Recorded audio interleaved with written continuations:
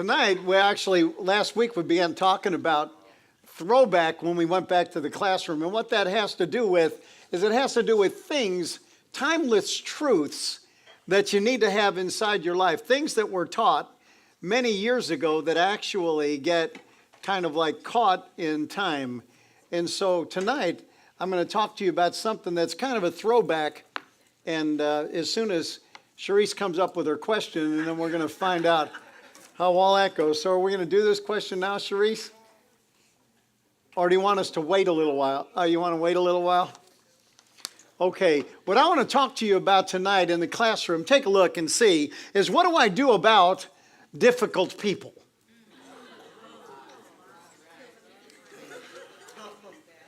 Now, if you're sitting close to a difficult person right now, everybody say, welcome Facebook Live. You got it coming.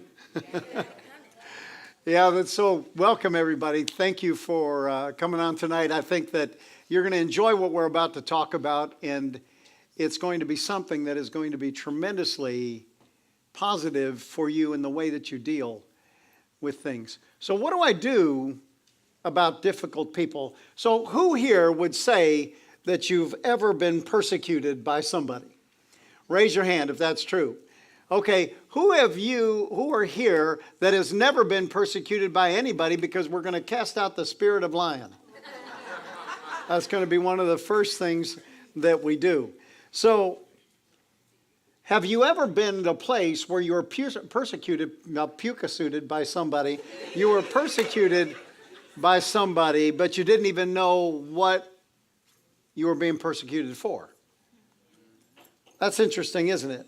So let's talk about the word persecuted. Let me just give you a few words that go along with this word, and it's just abused by somebody, victimized or ill-treated or harassed by someone, hounded and hassled by a person. So what does God's word have to say about these kinds of things? One of the things that I want you to know right away is that the Bible never calls you to be a pacifist, that you just let everything pass by. One of the greater challenges that I find with people, and I've found this over the years, is that they really think that the only way that they can live is if they just kind of pacify everyone that comes through their life. I don't want to make a problem. I don't want to get anything. I don't want anybody to be upset. So what I'm going to do is I'm just going to let everything happen. And you begin to be walked on in a whole bunch of different ways. And that one day turns into a week, turns into a month, turns into a year. And now you become a victim. You don't even know why you're being persecuted by a person. You don't know why you're being abused by this person. It's almost like you've got this bullseye on your back that says, persecute me. I love it. I just love it. But that isn't true. So let's see what the Bible has to say about this very thing, because in everything, God desires for us to be proactive and not reactive, so that we can have the upper hand. You always know the position that a person takes in any relationship when you shake their hand. If they shake your hand and their hand is on top and yours is on the bottom, they've already told you how they want to be dominant in relationship. You find if it comes over just kind of a little bit, they're kind of telling you in a way that, hey, look, you're not going to get over on this. If you end up with your hand on the top, they've already taken a subservient role in the relationship that you have with them. Now, you need to be proactive. Say, I'm proactive. I'm not reactive. Okay, so in 1 Peter chapter 2, beginning with verse 18, it says, you who are servants. Now, in every one of us in this room right now, in one way or another, we serve. Now, service doesn't necessarily mean volunteer, but service has to do with you realize that in life, you have someone that is over you and someone that is beneath you. Whether it's at the job, whether it's in life, Whether it has to do in relationships and in friendships, everybody takes a particular position. Whether it's even in marriage, everyone has a role to play, and that role should never be confused. Because you find fulfillment in understanding who you are. And we're going to talk about that in just a few minutes. But he says here, you who are servants, be good servants to your masters, not just to good masters, but also to bad ones. And really, what it is that most of us have kind of figured out that most people that you ever have in life is, or they're not really good masters. They're kind of bad masters. Well, that beats cigars and Dutch masters. But good masters or bad masters, here we have it here with what counts. Let's go to verse 19. He said, what counts is that you put up with it for God's sake when you're treated badly for no good reason. You see, there's no particular virtue in accepting punishment that you well deserve. A lot of times what happens is, and actually in a majority amount of the time, what happens is that people really deserve the ill treatment that they get.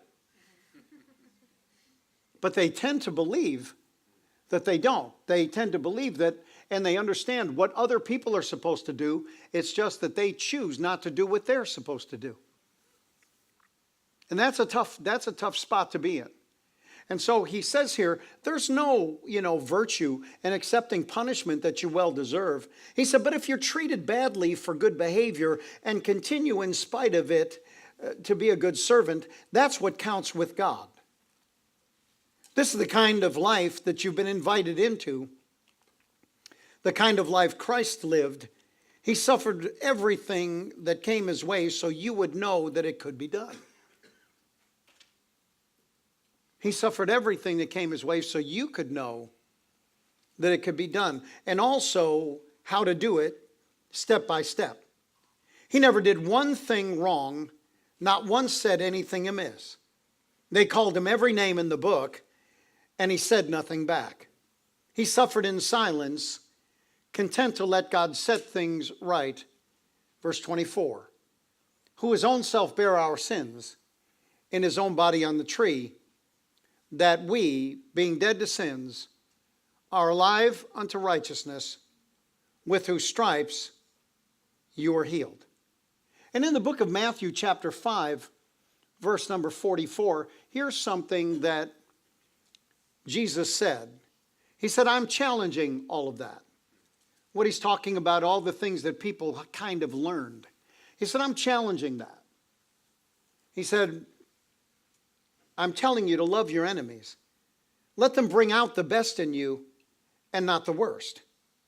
When someone gives you a hard time, respond with the energies of prayer.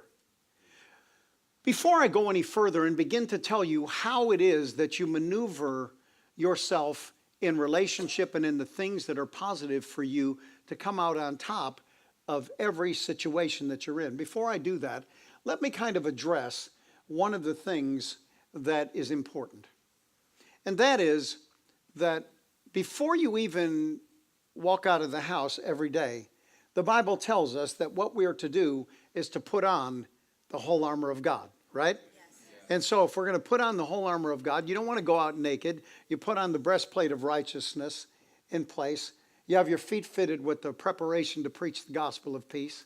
In addition to all that, you take up the shield of faith with which you're able to quench all the flaming arrows of the evil one. You take the helmet of salvation, you put it on, and the sword of the Spirit, which is the word of God, and you pray consistently for all the people that you know, because when you're praying for people, you usually can't speak negatively about them. Because you don't really want to make your prayers of no effect. You may think that they're crazy, but you don't want to say that they're crazy. Otherwise, the faith that you're attempting to exercise doesn't work with all of the crazies. And so the way that I approach life, the attitudes by which I go into my day, the demeanor with which I have determined to be able to live my life is a skill.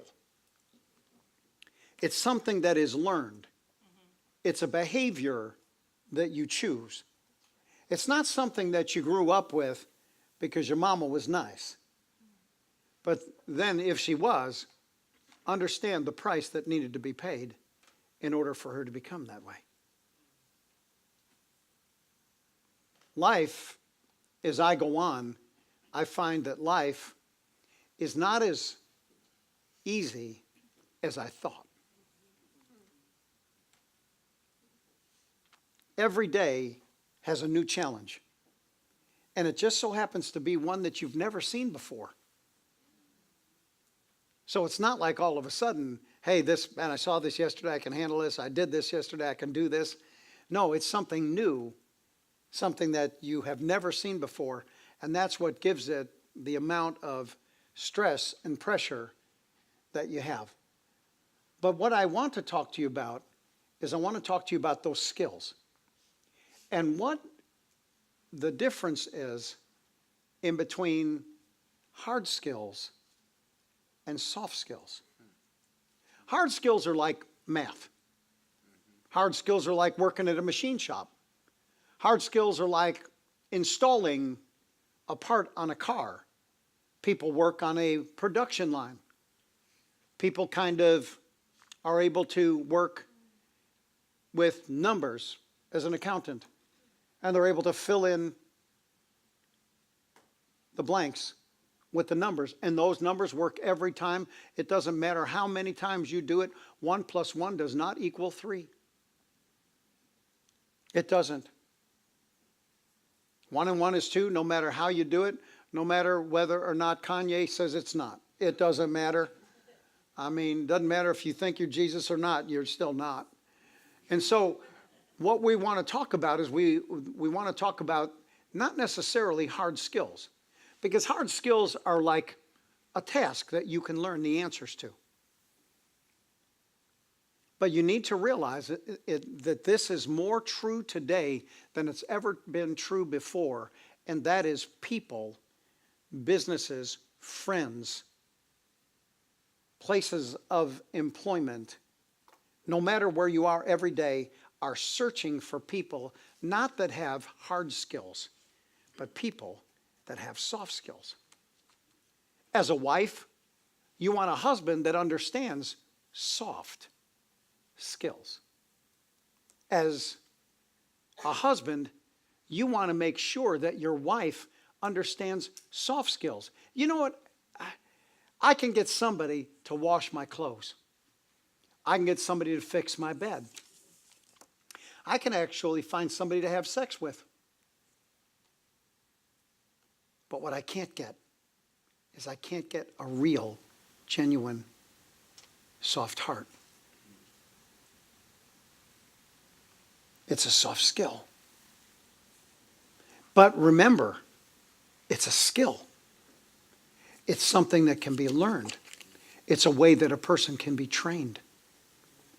It's a way that a person can become with those soft skills. And what are soft skills? Soft skills are just personal attributes that enable you to interact effectively and harmoniously with yourself as well as others.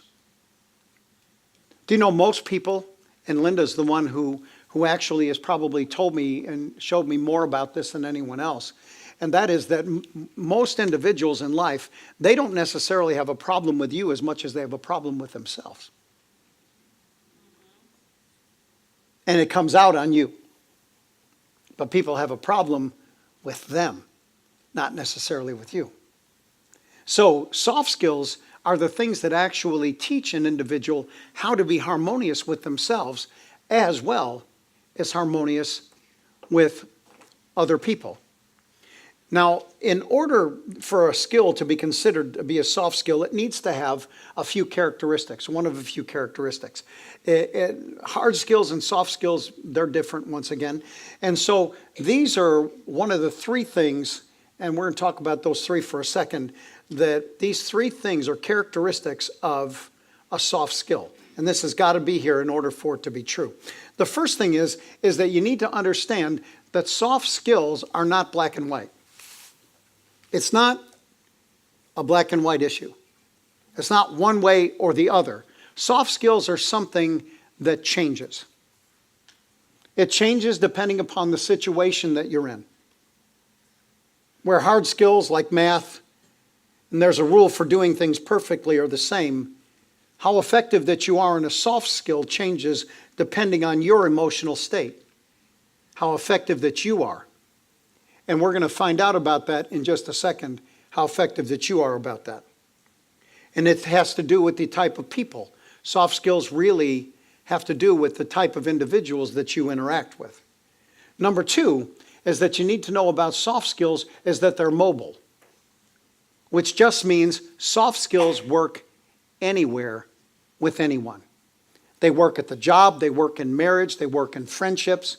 Soft skills are mobile, they're interchangeable. You see, because soft skills are about you and your constitution. It's not about others. Soft skills are about me and the way that I am. And so as long as you're breathing, these soft skills are valuable. Then the third thing about a characteristic of soft skills are always ongoing. They're always going on. Soft skills aren't necessarily something that you learn and that they're done. Soft skills morph.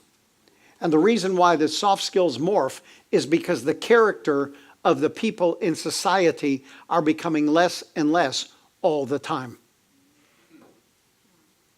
Where at the workplace, what you find is that an individual who used to come into work used to come because their mother and their father really brought them up in a really good way. Like some of you, how many of you had a grandma that made you go to church? You had your grandma made you go. That's just it. You go to church. I don't care what you do. I'll yank you all the way down the street. You going to church.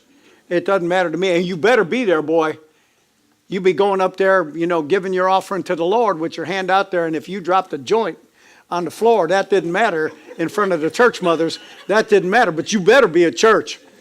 I'm telling you, you better be at church. You're not getting out of going to church.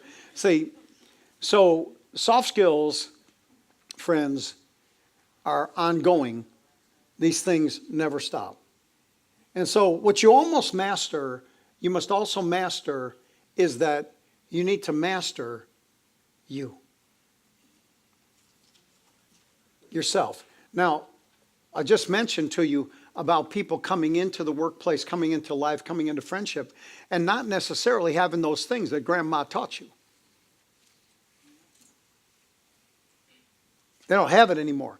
When people get married, they're not marrying someone now that they realize that their mother or their father put those things inside their lives and that there is a constitution that a family can be built on.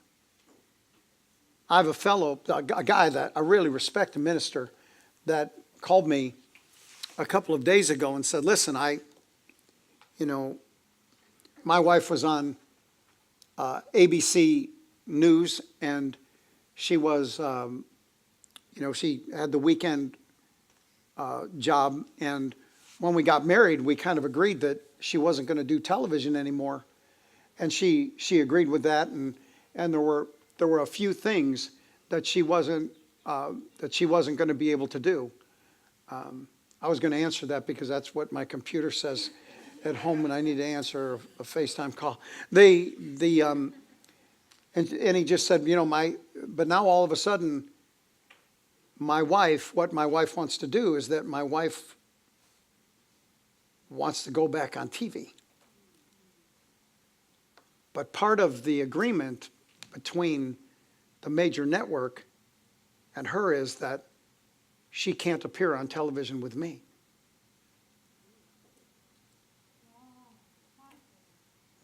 Because of the conflict of interest. And because the major network doesn't want to have one of their anchors on a religious network. And there's a tearing. And he didn't know what her mother or her father put into her. So guess what? we're at the door of divorce. Only being married a year. Because you have your dream. But I got mine.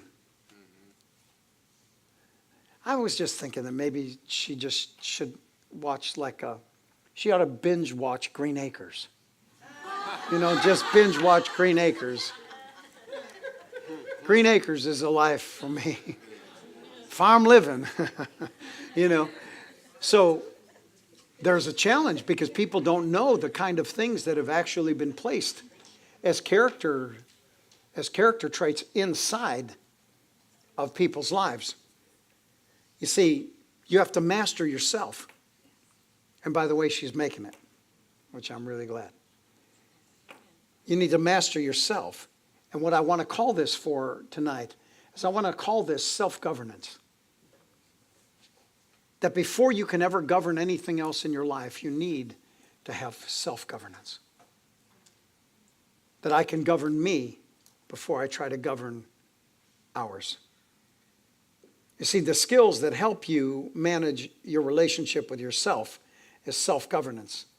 Self-governance skills address how you perceive yourself and others, how you manage your personal habits and your emotions, and how you react to adverse situations. That's self-governance.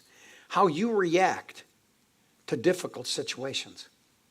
When difficulty shows up, what happens with you? How do you react? Do you know what it is? I hate to repent. I hate it. I don't mind, but I don't like to have to admit how wrong I am. But when I am wrong, I'm really quick about it. That fast. I want to get the pain over really quick. So when you slice my throat, do it with a razor blade. Just, don't do it with a serrated knife. I mean, just do it with something that's just going to make the cut so fast it's going to be over really quickly. When you cut my throat, slit my wrist too. I mean, just make sure that we got it all coming out from every situation. And so it's how I deal and react to adverse situations. I don't want to have to repent. And so that's the reason why that I really think about what I'm about to say before I ever say it. Because I don't want my words to bring a tremendous amount of pain to anyone. If you remember the prayer of Jabez, and what is it, 2 Chronicles chapter 35, I think, where Jabez actually, his name was called Jabez or Jabez because his mother bore him in pain. And so he prayed and he said, Lord, that you would prosper me and that you would enlarge my habitation. And Lord, that I would not bring anyone any pain. I'm praying, I'm asking you, please, Lord, I don't ever want to bring anybody pain because from the time that he was born, his mother called him, you were born in pain. You caused me pain. He said, I don't want to cause any pain anymore with anyone. And so self-governance is really important. If I govern myself, then you don't have to govern me. If I correct me, you don't have to correct me, right? If I correct myself. Joseph was a self-corrector.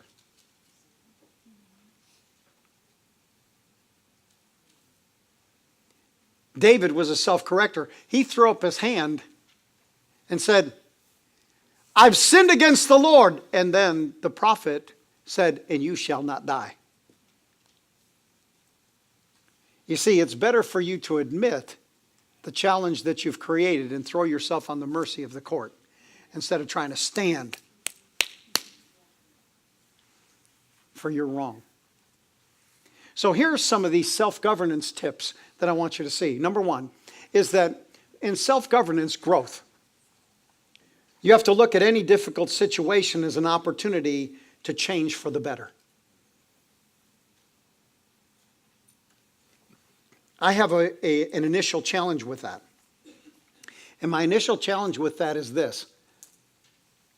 In the environment that we have, over the years with as many people who have discared for me. Discared? I can make discared, descared. I could say discard. Disliked. Yeah, I mean, or, one of the crazy things that. Despise. Yeah, thanks, Renee. That's right. That really blesses me, But over the years, you go through all of that. Yeah, praise the Lord. Let's think of another synonym, Okay, guys, let's play Hooked on Phonics. How's that? We don't want to do all that. But throughout all of that time, sounds like, we'll just play charades. How's that? We'll just do that. But over the years, with all of those things, you end up taking things kind of personal sometimes. Right. Oh, yeah. It's like, and then you have some well-meaning individual that's saying, well, they're probably right. And you go, I didn't wake up this morning thinking that they were right. Somebody said, did you ever make a mistake? I said, no. Somebody said, you mean you never made a mistake? I said, oh, no, I made 1,000,000. Only 723 today. But I never knew that they were mistakes when I made them. Thank God for Oral Roberts. He was the one who taught me that. I said, Oral, did you ever make a mistake? He said, no. He said, did things go wrong? He said, oh, yeah. He said, you know how many things went wrong. He said, I just didn't know that they were wrong when I did them.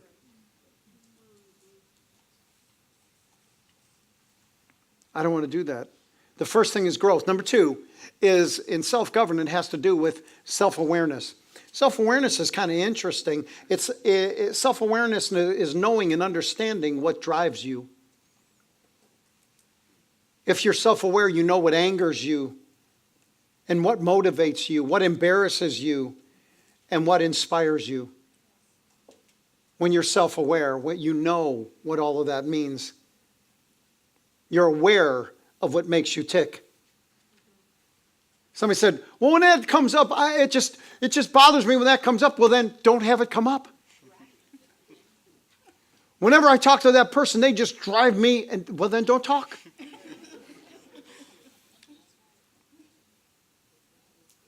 Why do you keep backing into a garage that you keep hitting the door? I mean, just don't do it anymore.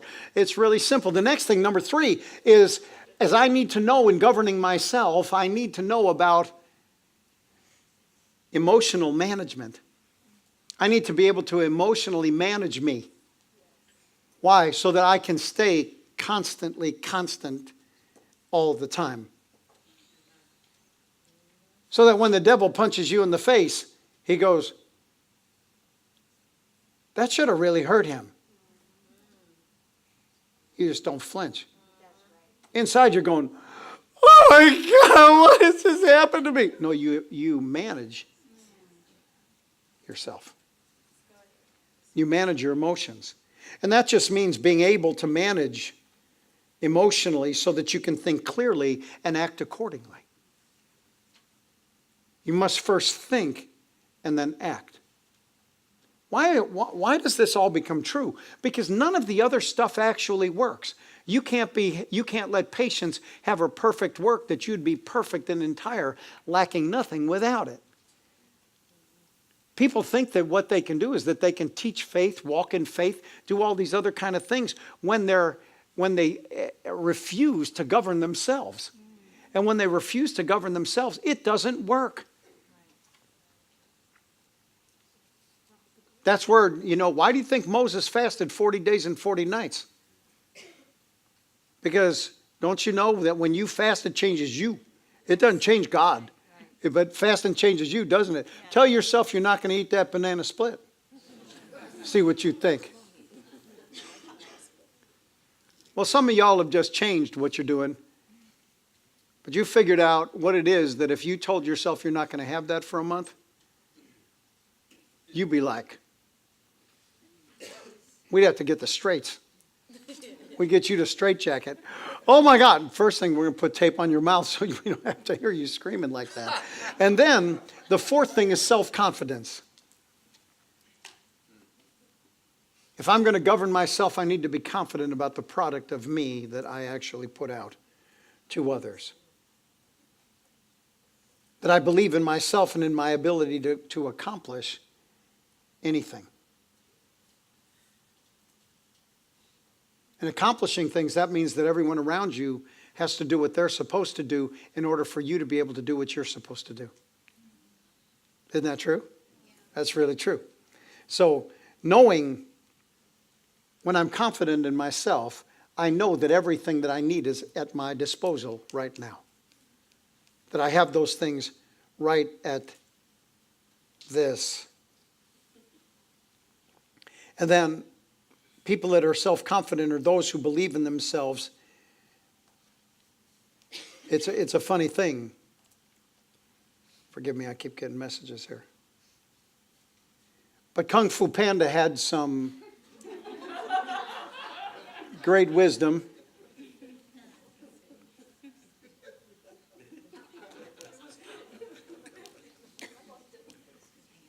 What's so funny about that? You mean Kung Fu Panda's not where you get your wisdom from?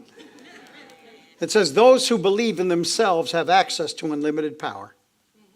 Kung Fu Panda. Number 5 is stress management. You need to be able to manage, this is in self-governance, you need to be able to manage your own stress levels. See, I'm convinced of the fact that every individual in this room has a capacity far greater than you think that it is. That's right. Wow. That capacity is so great. The challenge that you have is that you put way too much stress on the system. You know, I used to import audio equipment from England and Japan. And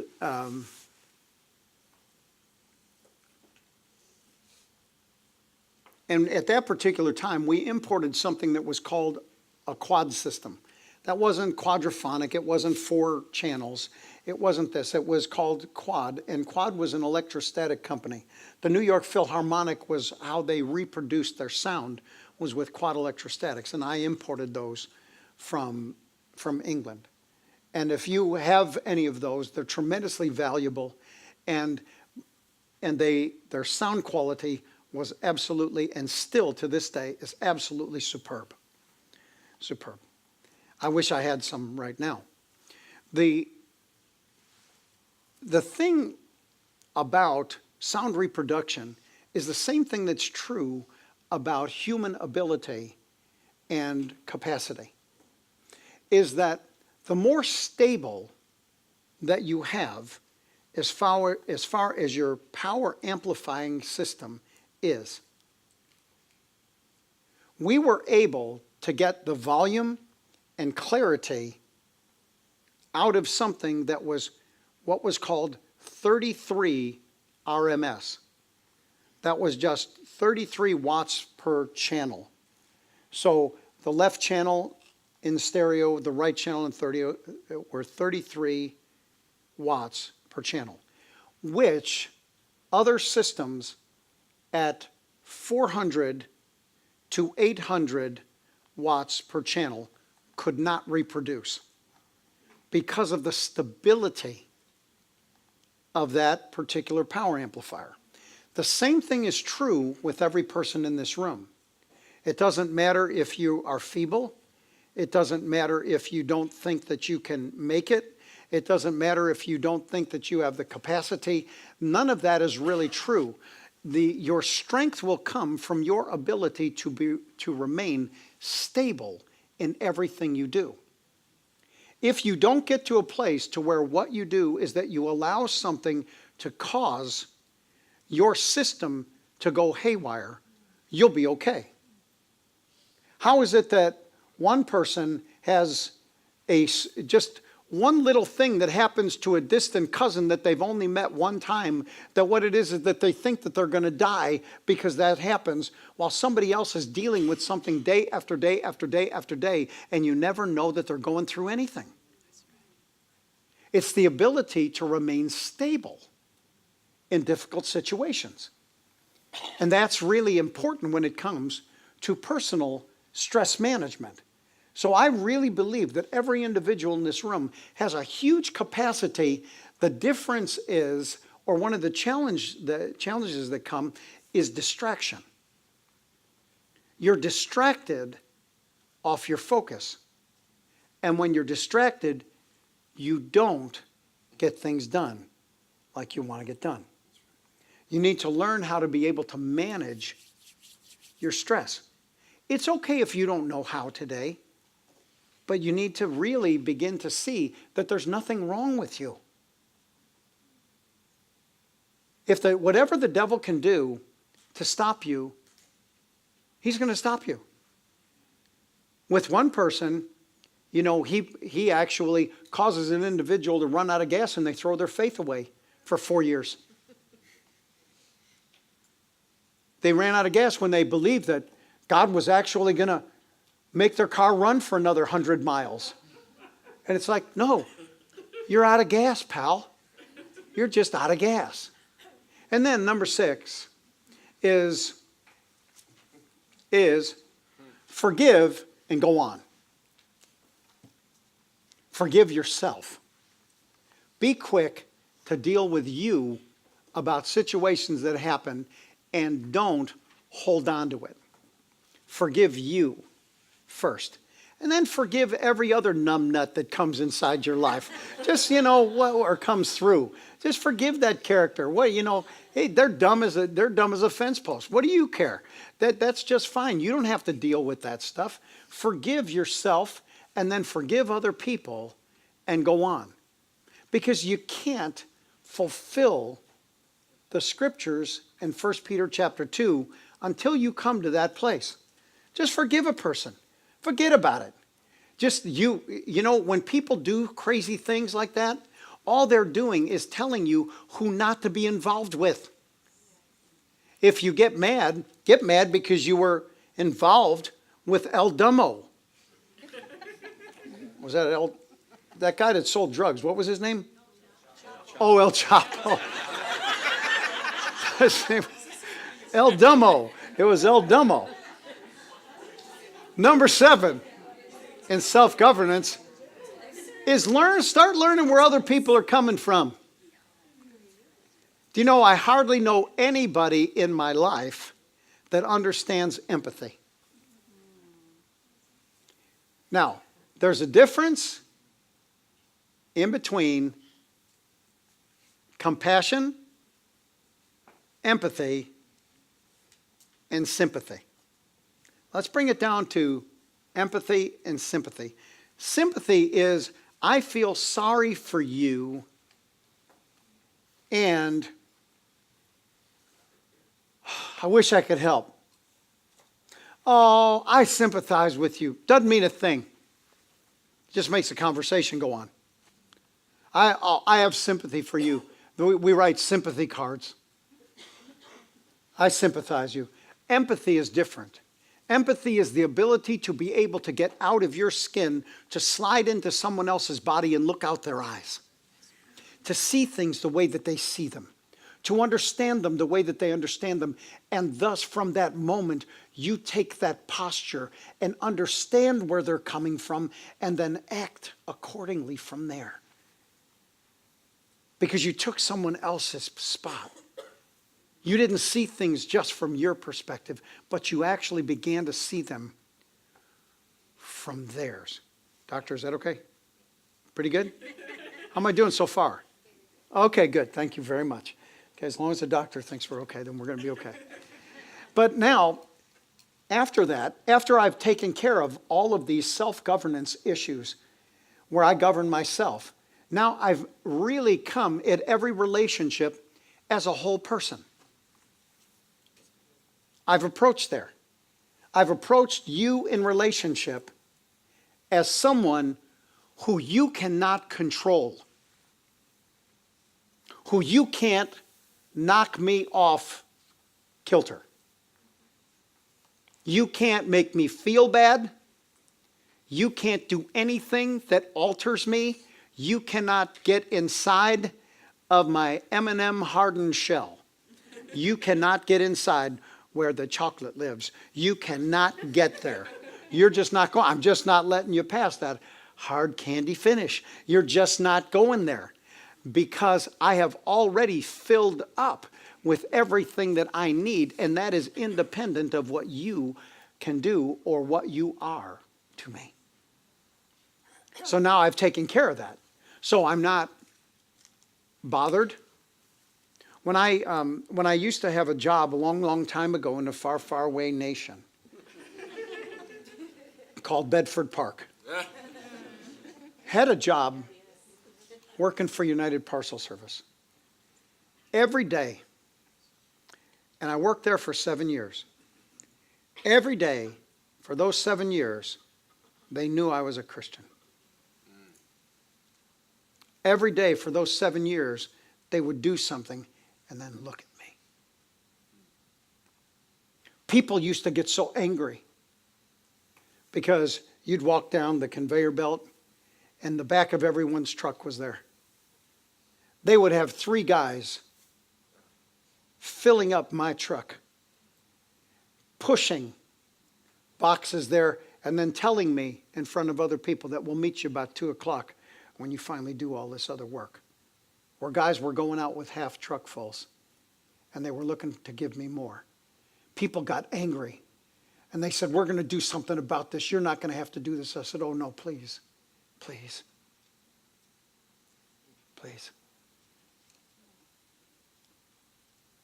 They can't do anything to me. Because I'm already at a place where someone else other than them are the ones that I answer to. Not to them. It used to burn them every day. Because before I would go out on my truck, I would stop by my boss's office. His name was Tim.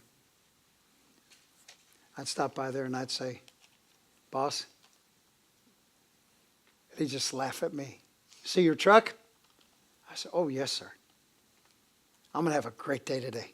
I said, I got enough work to do. I said, but I just want to let you know one thing. And I did it every day without fail. I just want to let you know, boss, that the only reason why I'm here today is to get you a promotion. That's why I'm here. I'm not here for a paycheck. I'm not here so that I can be fulfilled in my career.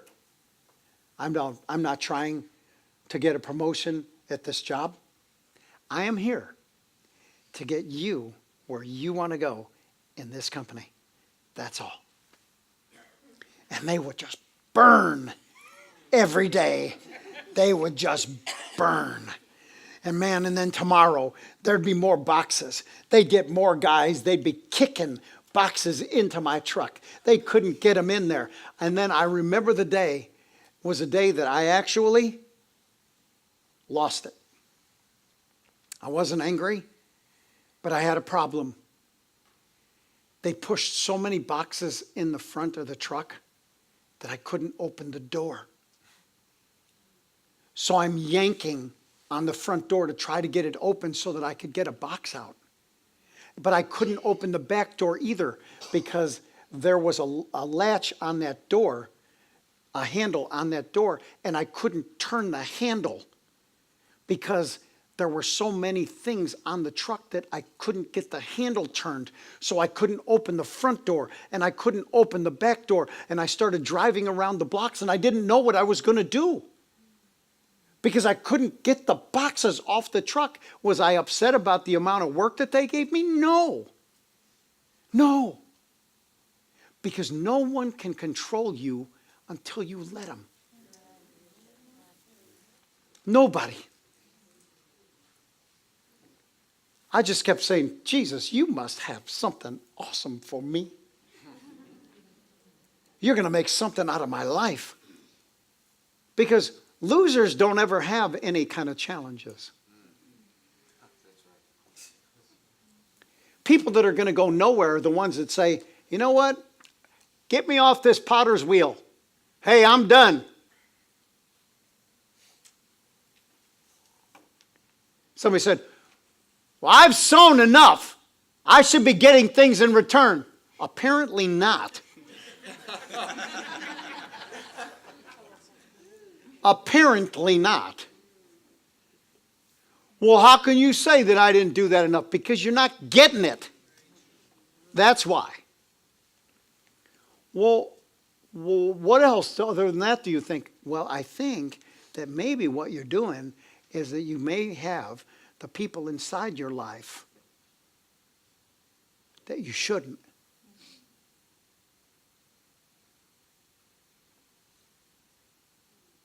Talked to a lady on the phone this morning.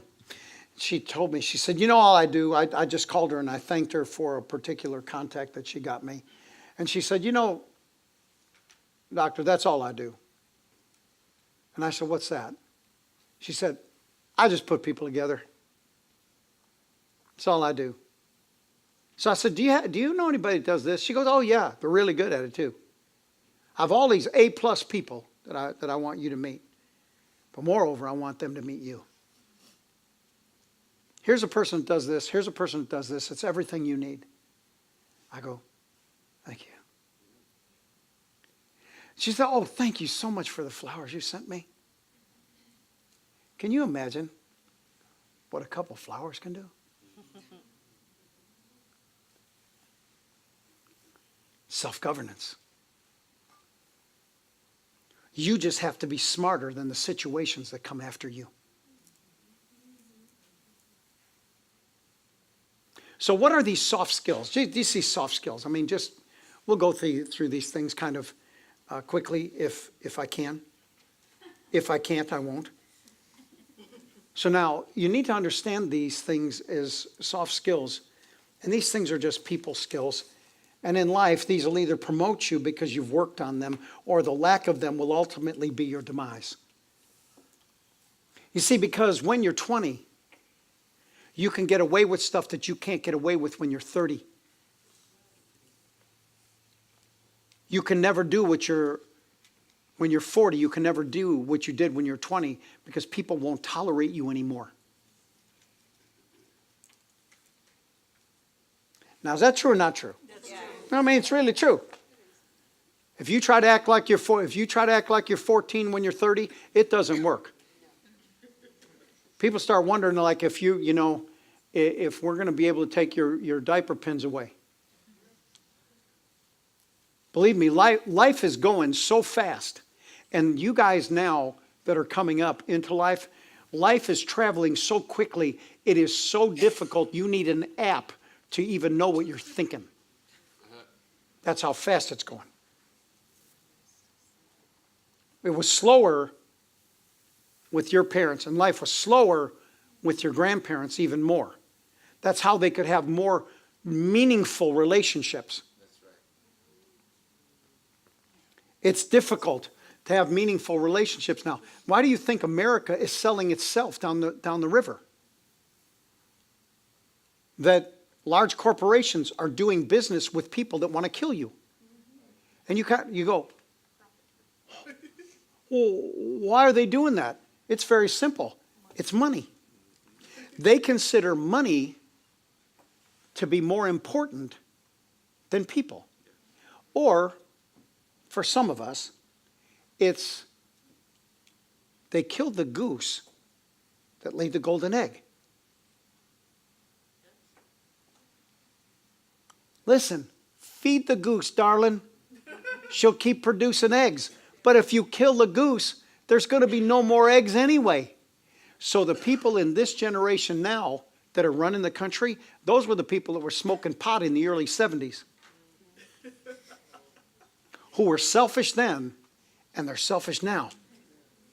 And they're the parents of the people who now have created an entire society of self-centered people. So when people come into the workplace, when they go into marriage, when they go into friendship, they're going in there and they have no soft skills at all. I read what people are saying and I'm thinking, Jesus. Honestly, I don't think I'm real smart. I think I'm observant. I'm not really smart. I'm observant. I look and see your mistakes. I can calculate where you're going to be. I can actually take my internal protractor and tell you exactly where you're going to end up based upon the trajectory of what your choices have been. I can do that. So what are these soft skills that I need? Number one is this. Number one is communication. I need to know how to communicate with people. I need to be able to know how to listen to others and articulate my ideas in words or in writing. I need to be able to articulate in my words as well as I do in my writing. The reason why people would rather write things than they would be to communicate now is because they don't know how to live off of other people's vibes. Because when a person writes, they're transmitting. When a person talks, they're also having to receive.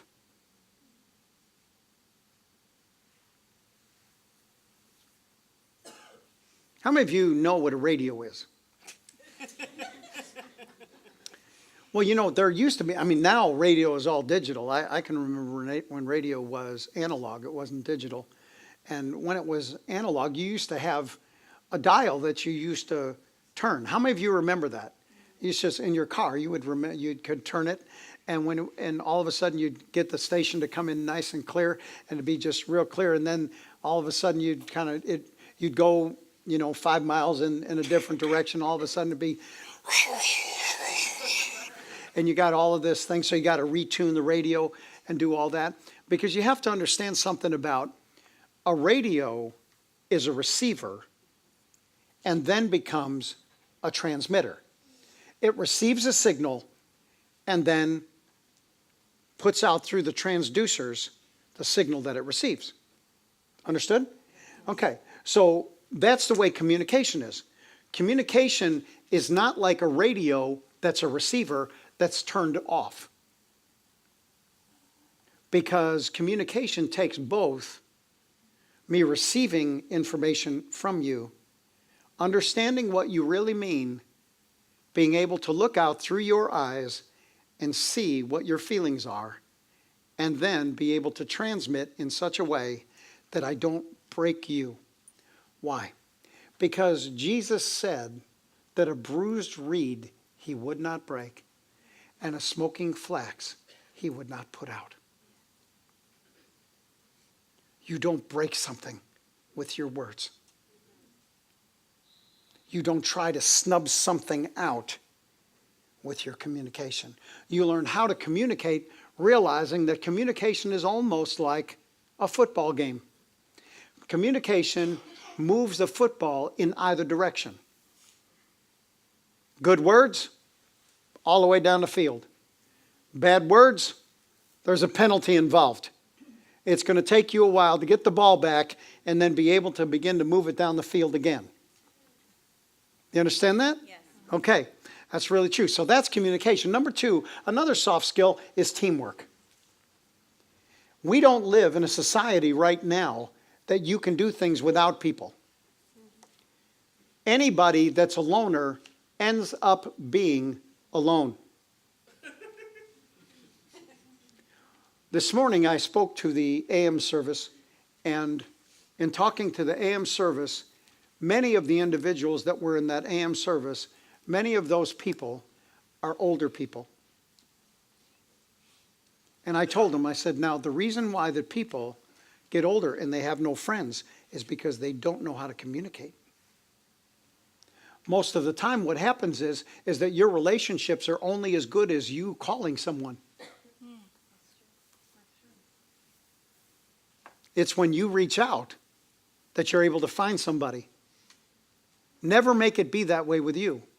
Always be a person who's willing to put some people on a schedule, that you have days where you're going to call this person, you're going to call this person, not just text them. Because I can lie to you in text. I can turn off my read receipts and you'll never know if I ever got it.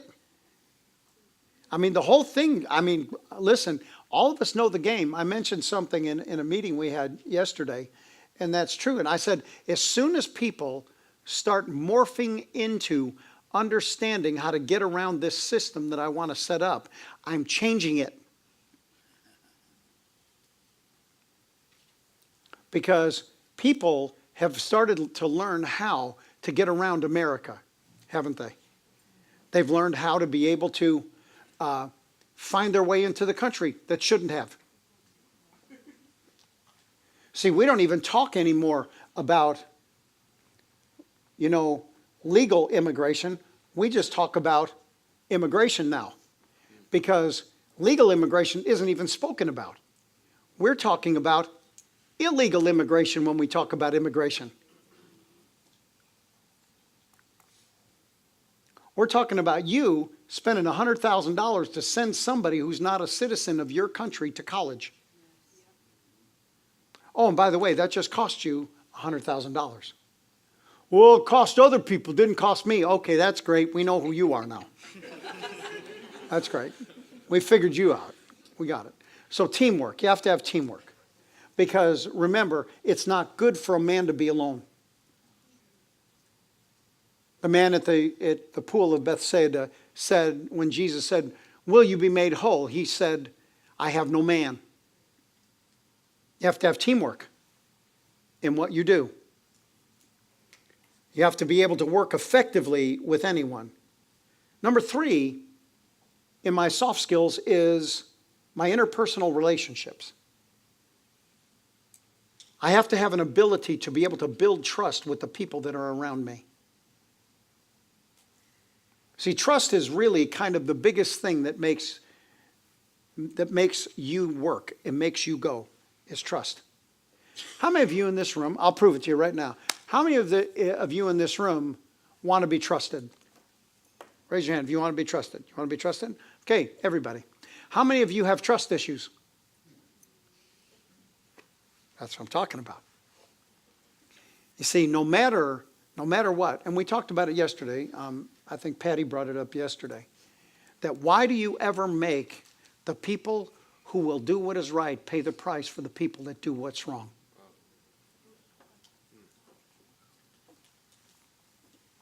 So the people that will do the right things are always paying the price for the people that do the wrong things. I can't help it that somebody else did you dirt. I can't help that. But I also can't spend the rest of my time in my life trying to convince you over the fact that I won't.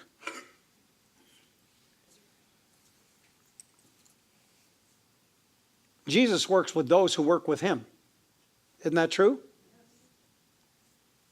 Somebody has the idea, somebody said, well, Jesus will always be there. Oh, no, he won't. Doesn't the Bible say, in the day of visitation, don't turn on him? Oh, no, man, because there's an appointed time when he comes. Otherwise, he won't be there. People search for salvation and can't find it. So we've reduced salvation down into, let's all pray this prayer together. But that's why you see no transformation with people.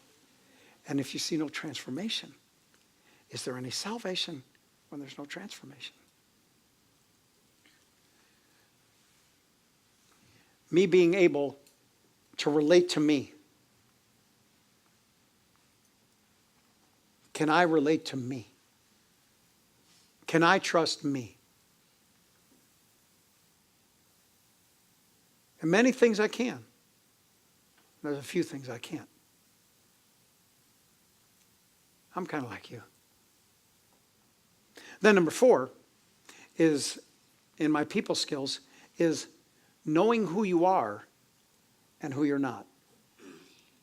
Many individuals make the mistake of, in relationships, what they do is that they realize who they are, but they allow other people to take advantage of who they are. But then what happens is that they want to have an opinion, a large opinion about something that they shouldn't have an opinion about at all. There's so many things I don't have an opinion about. But the things that I have to have an opinion about, I have one. Not because I want one, but because I have to have one. I have to have it. See, knowing who you are is very important. I need to know who I am and exercise who I am in any one of the relationships that I'm called into. But I also need to understand who I'm not. I know who I'm not. I know who I'm not in your life. I know who I'm not in the workplace. I know who I'm not in society. I know who I'm not. And that keeps you, knowing who you're not, keeps you away from pride. Confidence is not pride. Number 5 is this, is that in my people skills, I need to possess an ability to deal with difficult personalities. Not wait till they're out of my presence and then talk about them and laugh about them.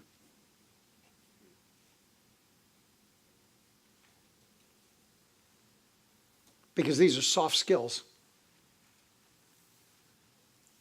Let me help you. If you always get around people that you like to be around, you're around the wrong people. Because if you're going to actually be promoted by God, you're going to be around a bunch of people that you are not going to like. God is going to put people in your life. He's going to put people in your life that are going to be your boss, that you hate. People are going to get promotions that you should have gotten, that belong to you. And you're going to hate it that they did. And then they're going to be mean. And all that is that you need to realize somebody being mean in your life isn't their test, it's yours. Somebody being mean in my life is not their test. Oh yeah, well they were really wrong about that. Big whip. I haven't heard that for a while. Big whip. What does that mean? So somebody else is wrong. Big deal. So what? If somebody else is wrong, that doesn't do anything. You know, God's going to deal with them in time to come. I don't care. What can I do? I pray for them. Why? Because I know how stupid they are. I pray, God, help them. Jesus, Lord, glory to God. Jesus, you know what kind of, Nimrod this guy is. I mean, you got it, Jesus. So yeah, I have to have an ability to deal with difficult personalities. People are simple. They're not difficult. But what it is, as long as they can actually cause you to stand up instead of remain seated, they'll always get you. Because you all of a sudden come on their turf all the time. If they can get you started, they'll just let you run it out. You see, you have to understand, it's almost kind of like the fight in between, Conor McGregor and Floyd Mayweather. For 10 rounds, 9.5 really, McGregor beat Mayweather horribly for 9.5 rounds. But when the 10th round came, McGregor was worn out. He had never fought that long in his life. That's all Mayweather was waiting for. Just let this guy punch himself out. He'll punch himself out. He can't do it. His arms became too heavy. And so whether you liked it or not, the way the fight was won, whether you cared for that or not, it doesn't really matter. But you need to realize something about people. They will swing themselves out.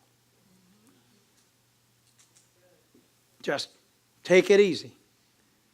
Just relax. Keep your strength for the end of the game, not the beginning of it. Because otherwise you're following that negativity everywhere you go. And you don't want to follow that negativity. You want to be strong at the end of this, not at the beginning. Because people can always remember who you were. It's very, very, very interesting. Remember this. Dealing with difficult personalities. Maya Angelou said something that was very interesting. She said, people will forget what you said. And people will actually even forget what you've done. But they will never forget how you made them feel. They'll never forget how you make them feel. So you have to know how to deal with difficult personalities. You know, the Bible says that you need to make certain that you're not rightly judged by any man. You know, people will judge you. They'll say things. They'll do all this stuff. And it's only to draw you away from what you're really called to do. But you must rightly be judged by no one. There has to be nothing. Jesus said that the prince of this world comes and he has nothing in me. He has nothing. When there's something that went on, take it like a person. I can't say take it like a man, but just take it like a person. Just take it like a person. Take it like you should. You'll be okay. Because if there's anything that went wrong, anything that could be looked as though that you did what was wrong, I get it. Then just take it. But once you understand that there's nothing that you've done wrong, then you can make it happen.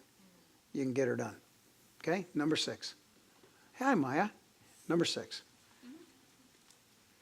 One of the soft skills that's really important is that you must become savvy in the politics of life. There's politics everywhere. There's posturing everywhere. In everything that you do, there's not anything that can actually be without politics. People are politickers all the time. They're always vying and always negotiating for their place. And so being savvy in handling the politics is being able to understand and deal with the unspoken. Deal with the unspoken and people dynamics so you can protect yourself from unfairness. You can't just turn away from it and say, well, hey, I'm just not going to have any part of this because you'll be treated unfairly. It's almost kind of like the person that doesn't go to the meeting because they were too busy. They didn't go to the meeting, and all of a sudden they found out that while they weren't at that meeting, everyone volunteered them to do things that they can't handle. You have to be able to deal with the politics so that you don't get treated unfairly. But what you need to know more than anything else is that politics are a fact of life. They're a fact. You can't decide to opt out of them because they're a fact. If you don't choose to play politics, what you need to understand is that those things are going to play you. You're going to play them whether you want to play them or not. It's too late. When you were born, you got the suit. You got the uniform the minute you got born. You're on the team. So learn how to deal with it correctly. Number 7 in soft skills is persuasion. Use what you have to persuade. Learn how to persuade your environment into being able to see things from your perspective. Don't get angry. Don't throw up your hands. Don't start, causing a difficult time for everyone in your environment. Don't do it. Persuade your environment. If it's not what you want it to be, make it what you want it to be. Don't do it till you're ready to do it. Don't try to get the changes that you need to get until you're ready to get those changes. When it's time to pick that fruit off the tree, that's when it's time to pick it. Till that time, you don't pick the fruit.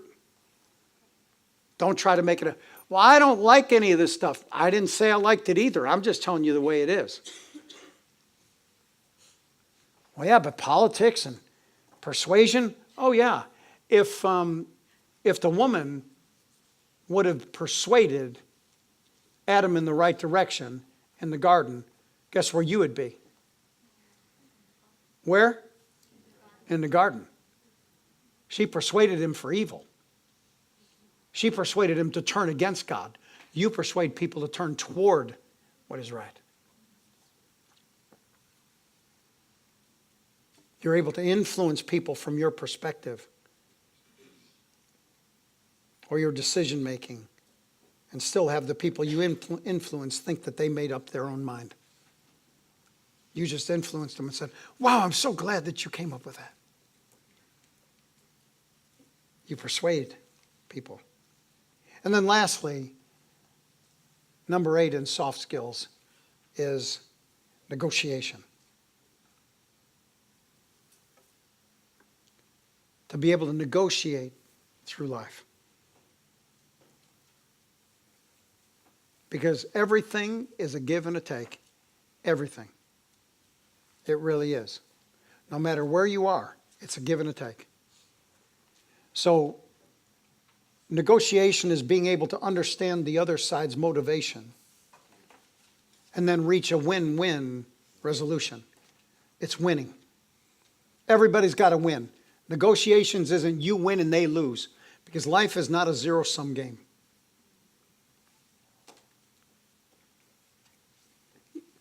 You see, if you create a win-win environment, this will maintain the relationship that you're looking for.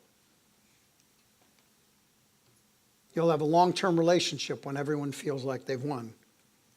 And then you'll be able to have that for future interactions. Soft skills. That's what this is all about. Not hard skills. You may know how to pump gas into a car. That's great. Better than anybody else. That doesn't mean anything. What means something is that you need to make sure that you get people to come into your gas station. Pumping the gas isn't the issue. Getting them into the station is the issue. Everything you do, and I remember I mentioned this once before when I was teaching at some Chamber of Commerce issue. But everything in your life, everything, and don't forget this, everything you do is a romance. Everything. It's a romance with the teller at Target. It's a romance at the person at Starbucks. Because if in fact they don't make your coffee right, for a person that has a bad attitude, how many times are they going to remake it before they tell you to get out of here? I don't really care. But how about if you're a nice person? Well, that you tell them when you were going through the drive-thru that you were just thinking about them today. Here's this little 49-cent plant. I was just thinking about you guys. You guys are awesome. How many times do they care that they make your coffee? They don't care. All they care about is that you're happy and you're going to come back. That's right. See, everything you do is a romance. Whether it's your spouse, whether it's your job, whether it's your friends, whether it's the way you deal with you. Chill out on you. Take it easy. Leave you alone. You got enough people trying to beat you up. You don't need to do it. But nobody can beat you up like you can. Nobody. So tonight, that was my only desire. Because I have truly, truly seen people that if they're getting beat anywhere, they're getting beat in the soft skills. There are some people that are tremendously smart, but they're getting beat up on the backside because they don't know how to relate to people. They don't know how to make a person feel good when they leave their office. You make somebody feel good. I remember the time that with this really, really famous guy that I had to tell some hard truths to. And I used to be, I guess, a little bit probably less flexible than I am now. There's probably a lot of reasons for that. But I remember what he said to me. We got done talking, and I was on his board, and just, it was a tough conversation. And I was really the junior, in the entire situation. And we got finished with the day, and it was a whole day issue. And he said to me, he said, I have never been talked to so bad in my life. and yet made to feel so good. You made me feel good, but I hated every word you said to me. But you made me feel good. That's a good thing. Because remember your goal. Remember where you want to go. Don't overreact. Take it easy. Chill out. It's going to be fine. It's going to be fine. Just take it one step at a time. Don't worry about it. Life gets no better. Just a couple of weeks, I was in a Central American country, and I remember talking to the young man that was about to be the pastor of this very, very, very large church that I'd spoken at over the weekend. And he said, can you help me? I said, the first thing I'm going to tell you to do is take some Valium. What do you mean? I said, you're just about to get married. I said, but you are way too passionate.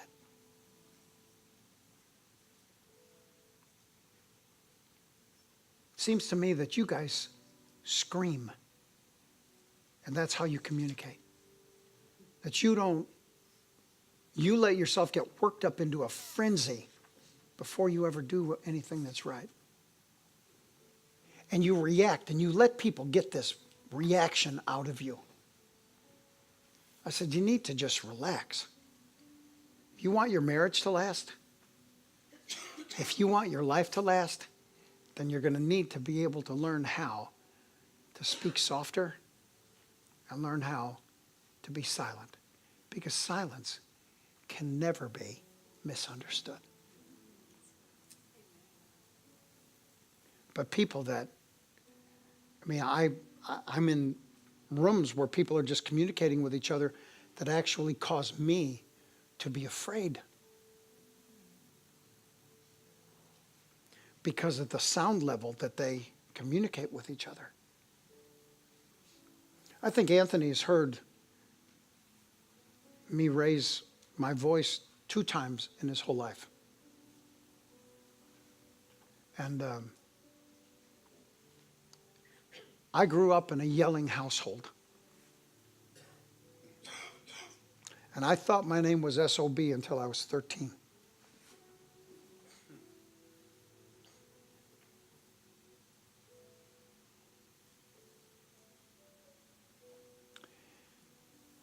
And I can tell you, if you can't communicate with someone with a small voice, when God speaks to you, does he yell at you? See, God wasn't in the fire. He wasn't in the flood. But he was in the still small voice. That you hear a voice behind you that says, this is the way. God doesn't yell. God doesn't yell, we don't yell. God has these perfect soft skills. Soft skills. Hard skills, that's great. I think people that have hard skills are really necessary. But now, when it comes down, let me ask you this question, and I'll finish with this, because it's time. If it comes down in between you having a good piece of pie or a good attitude from the person who serves it to you, which one do you want? You'd eat a horrible piece of pie for somebody to be happy when they served it to you, rather than a good piece of pie, and every bite you took, all you could take was one because of how they made you feel when you took it. See, you don't need somebody with hard skills. You need somebody who's willing. You can teach hard skills to anyone, but you can teach soft skills almost to no one. That your doctor or not? How'd I do, okay? Okay, good. Thank you. Thank you so much, Jesus. Thank you. But anyway, let me pray with you before you want to start pulling your hair out and throwing yourself on the floor. Father, thank you so much for tonight. Say this after me, Father. Help me. Work these things out in me. Give me a hunger. And give me a desire to do these things in front of you. I'm so hungry. I'm so thirsty to be like you in every way. Thank you, Jesus, for helping me. That is so true. You are so great. You're wonderful. There's nobody better than you. Nobody. You know, it's a funny thing about improvement.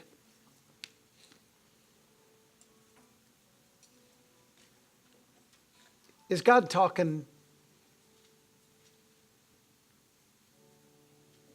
to those who've chosen not to walk with Him? Is He talking to them about improvement? No. Who's He talking to? The one who has sacrificed more than all. He said, okay, you're ready. Come on. You can do it. You can do this. It's okay. You're going to be protected. It's okay. Yeah, but why do I feel so insecure? Because that's the way you need to feel. Because He wants to be your security. And every bit of it. Did you learn something tonight? Yes. Praise the Lord. That's really good.